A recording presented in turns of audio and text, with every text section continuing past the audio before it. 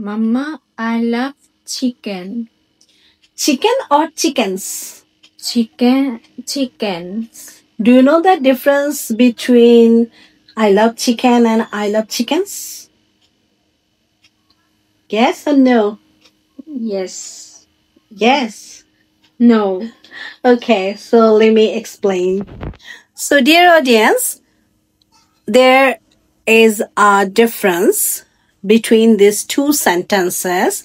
I love chicken and I love chickens. When we say I love chicken, যখন আমরা বলি I love chicken, it means I love chicken to eat. আমরা chicken খেতে ভালোবাসি. Like when you go to any restaurant, if you say that I love chicken, কোনো রেস্টুরেন্টে যদি আপনার বাচ্চা বা কেউ বলে যে আই লাভ চিকেন বা আপনি নিজে বলেন I love chicken, it means you want to order that. কেউ যদি রেস্টুরেন্টে বলে I love chicken, it means সে চিকেন এত ভালোবাসে যে সে চিকেন অর্ডার করবে।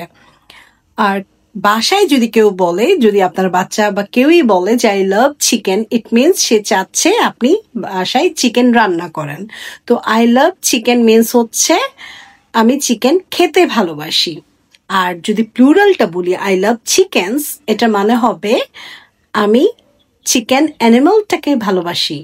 Like I love the animal chicken, মানে চিকেন ছোট ছোট দেখতে অনেক কিউট হয়, অ্যাডোরেবল হয়, ওরা অনেক সুন্দর করে হাঁটে, তো চিকেনসটাকে ভালো লাগে।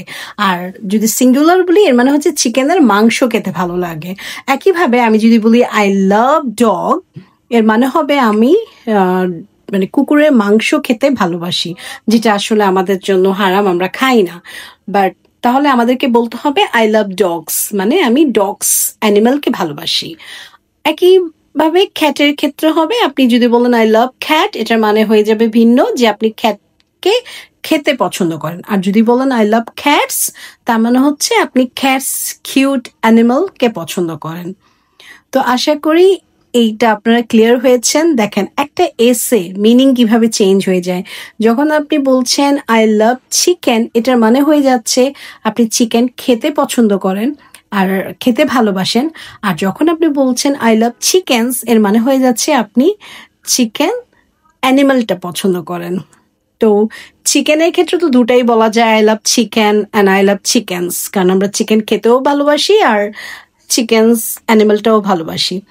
কিন্তু ডগ ক্যাট এই ক্ষেত্রে একটু সাবধান, হ্যাঁ, এই ক্ষেত্রে এস ছাড়া বলে দিয়েন না। আপনার ডগ আর ক্যাট মানে যেসব অ্যানিমাল খাওয়া হারাম বা আমরা খাই না, সেগুলোর ক্ষেত্রে এস ইউজ করেন না। তখন বলবেন I love dogs, I like cats. তো গট ইট, বুঝতে পেরেছো? Yes or no? বুঝুনি? Yes. আচ্ছা, থ্যাংক ইউ বলে দাও। Thank you.